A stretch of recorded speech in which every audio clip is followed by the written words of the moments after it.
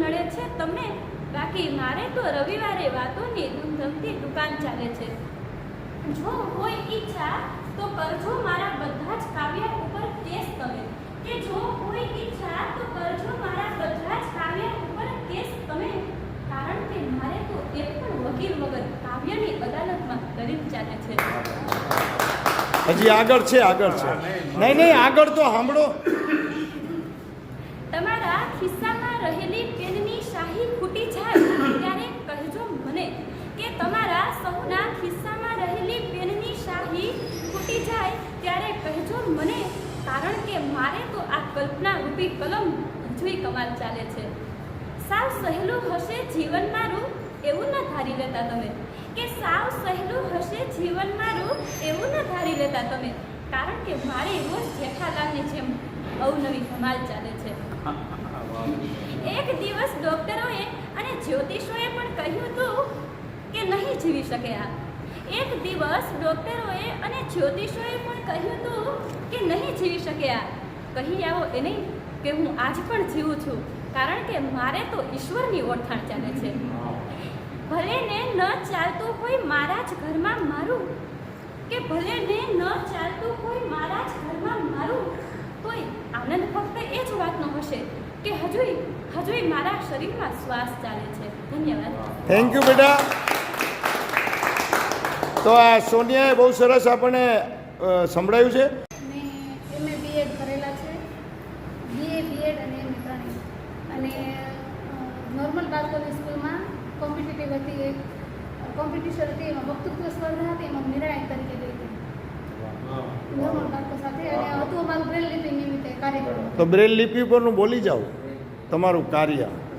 એટલે લુઈ બ્રેલનો જે જન્મદિવસ હોય ને, એટલે લુઈ બ્રેલની જન્મ જયંતિ નિમિત્તે કાર્યક્રમ હતો. એટલે નોર્મલ બાળકોને પણ ખબર પડે કે અમે લોકો કેવી રીતે અભ્યાસ કરીએ, બ્રેલ લિપિ દ્વારા અભ્યાસ કરી શકીએ. એ નોર્મલ સ્કૂલમાં નાના 9 થી 12 વાળા સ્ટુડન્ટ હોય એ સમજી શકે, બ્રેલ લિપિ વિશે એને ખ્યાલ આવે, એટલા માટે એક કાર્યક્રમ રાખેલો અમરેલી જિલ્લામાં. ક્યાં આગળ?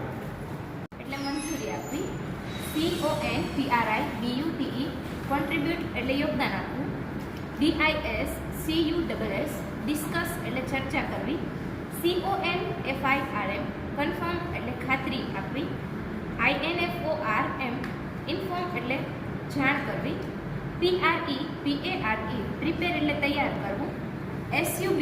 હવે બેટા હવે આને તું બોલ બેટા. હા અદ્ભુત. હા બ્રેલ લિપિના લીથામાંથી નિયામકશ્રીએ જે સ્પેલિંગ આપ્યા છે એ સ્પેલિંગ દિવ્યાંગ ITIની દીકરીઓએ કંઠસ્થ કર્યા છે. મેં એક નેત્ર મતલબ કે જે લોકોને દેખાતું નથી ને એની એક ટોપિક ઉપર મેં એક વિષય લખ્યો છે, તો તમે કહેતા હોય તો વાંચી સંભળાવો. હા સંભળાવો. અત્યારે આ કાગળ છે ને એ તમે જોઈ શકો છો, બ્રેલ લિપિથી લખેલું છે. અને આ દીકરી અમને બ્રેલ લિપિથી આંગળી દ્વારા એણે જે લખેલું છે ને એ વાંચીને સંભળાવે છે. જી સંભળાવો બેટા. હમણાં જ શનિવારે મારે એક વક્તૃત્વ સ્પર્ધા છે અને વિષય મેં મારી જાતે જ લખ્યું છે. એ લોકોએ શીર્ષક આપ્યું હતું ને એની પર. હા બોલો. વિષયનું શીર્ષક છે નેત્રહીન મહિલાનું કલ્પના વિશ્વ. ઓકે. ઘેરે રે અંધકારે જાણે ગંભીર રાત જાગે, ઘેરે રે અંધકારે જાણે ગંભીર રાત જાગે, ચક્ષુ વિનાની કાયામાં અગનવાત જાગે, નથી રોશની તોય હૈયાના કોડ જાગે, સીમાડા તોડીને કલ્પનાના જોને ઘોડ જાગે, જાગે રે જાગે, જાગે રે જાગે, અંતરની આ ખલડી આજ જાગે. નમસ્કાર. આજે મારે એવા વિશ્વની વાત કરવી છે જે દુનિયાની નજરે શૂન્ય છે પણ અનુભૂતિની નજરે અનંત છે. વિષય છે નેત્રહીન મહિલાનું કલ્પના વિશ્વ. લોકો પૂછે છે કે શું આવો કોઈ વિષય હોઈ શકે? જેને દેખાતું જ નથી એ શું કલ્પના કરતી હશે? પણ સાંભળી લેજો, કલ્પનાના ઘોડાને થોડીના કોઈ સીમા નડે. જેની પાસે આંખો છે એ તો માત્ર જે સામે છે એ જ જોઈ શકે છે, પણ એક નેત્રહીન મહિલા તો એ પણ જોઈ શકે છે જે હજુ આ દુનિયામાં સર્જાયું પણ નથી. અમારું કલ્પના વિશ્વ એ કોઈ અંધકારનો ઓરડો નથી, પણ એવા રંગોનો દરિયો છે જે કદાચ કુદરતે મેઘધનુષમાં પણ નથી ભર્યા. જ્યારે હું ગુલાબને સ્પર્શ કરું છું ત્યારે મારું કલ્પના વિશ્વ માત્ર લાલ રંગ નથી જોતો, પણ એ ગુલાબની કોમળતામાં ઈશ્વરનો હાથ જુએ છે. જ્યારે પક્ષીનો કલરવ સાંભળું છું ત્યારે મારું મન આકાશની એ ઊંચાઈઓને માપી લે છે જે કદાચ વિમાન પણ નથી માપી શકતું. કહેવાય છે ને કે જ્યાં ન પહોંચે રવિ ત્યાં પહોંચે કવિ, પણ હું તો એમ કહું કે જ્યાં ન પહોંચે દ્રષ્ટિ ત્યાં પહોંચે નેત્રહીન મહિલાઓની સૃષ્ટિ. એમ તો વિષય આખો મોટો છે. તો આ દીકરીએ અત્યારે બ્રેલ લિપિના લીધામાંથી એનું આર્ટિકલ આપણને સંભળાયું. ધન્યવાદ.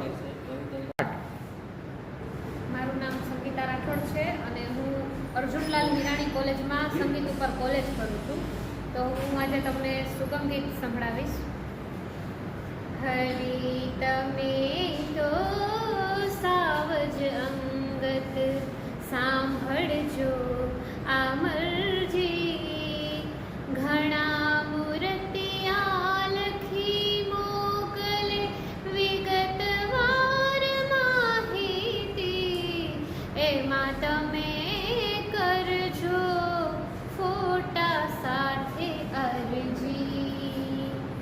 હરી હવે તો મારી પરણું થાવું, હરી તમોને ગમશે જો હું બીજે પરણી જાઉં.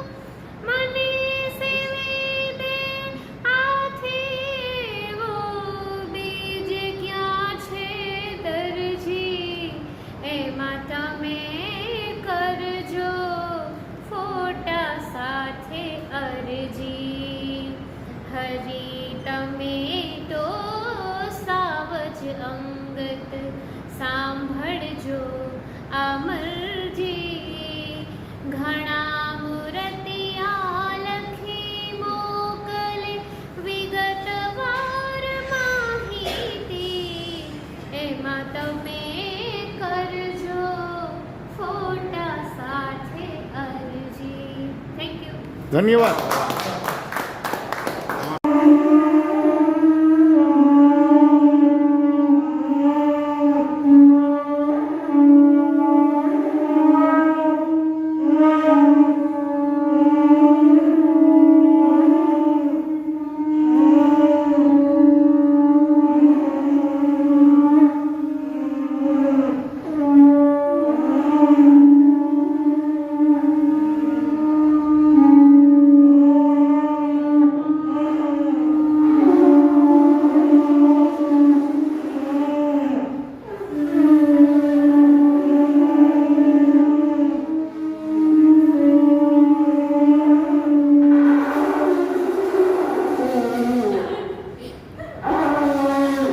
મિહિર છે, મિહિર તમે દાંત નહીં કાઢવાના. ઈ ક્યાં તમારા દાંત કાઢે છે? હાલો ચાલુ રાખો. 1, 2 and 3. હા, હવે આને વગાડવાના છે.